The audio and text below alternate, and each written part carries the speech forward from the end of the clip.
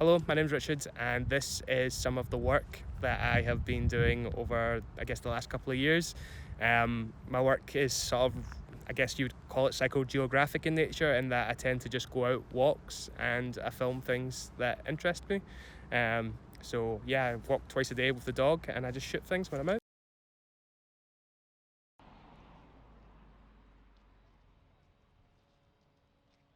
So this is my Bolex.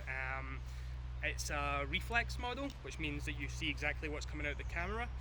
There are other versions available that don't have this, which means there are non-reflex version, which means you're seeing an approximation of the lens rather than out of the lens itself.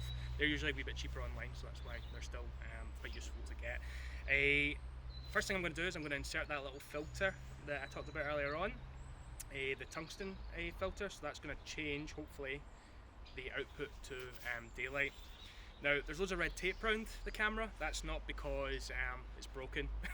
It's because it tells me what kind of film I've got inside the camera. So I'm using tungsten, so I'm using red. Whereas if it was daylight balanced footage, I'd use a blue tape instead. It's just a reminder, and I also write on it 500T, just so I'm aware what's in the camera.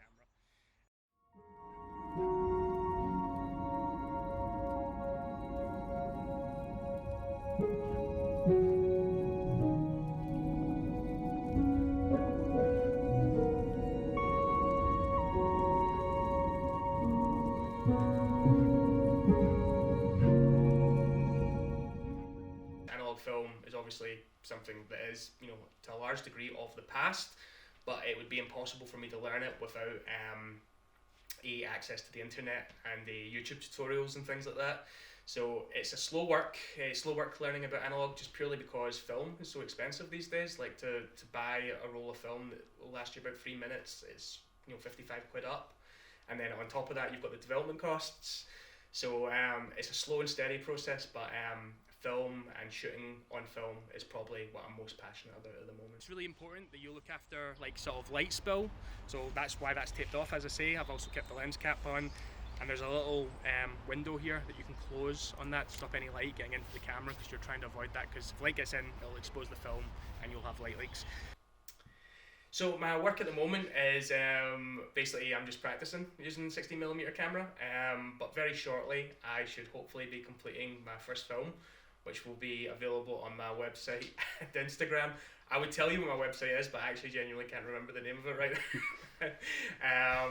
But you can see it on my Instagram at RTS_1983 when it's finished, and it's called a 6 Cemeteries on a Sunday, and it's going to be sort of experimental in nature. I'm sort of taking concepts like psychogeography, and I'm essentially going to explore 6 different cemeteries all on the one Sunday, and then I'll send the film away for development, and hopefully it'll come back and not be terrible, and I'll cut it together. So pretty soon it will be available on my website and on Instagram.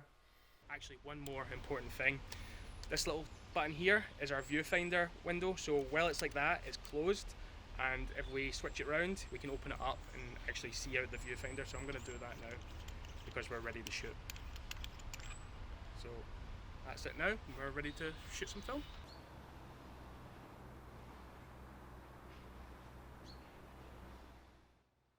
I love shooting on the Bolex for a couple of different reasons. The first is it's got a nostalgic aspect to me. It is one of the most iconic amateur film cameras of all time. And the look that you get from 16mm, I think is just right. If you shoot on Super 8 or 8mm, it's got a lot of character, but maybe a little bit too much character. And you shoot on 35, you start to lose the character a little bit. So I just love the way 16mm looks, and the Bolex just is an iconic piece of film equipment, so it's a pleasure to shoot on. Really love teaching at Ayrshire College, and doing my masters will hopefully improve my practice in the classroom, and hopefully improve the students' work as well, so that's the main benefit of that. And yeah.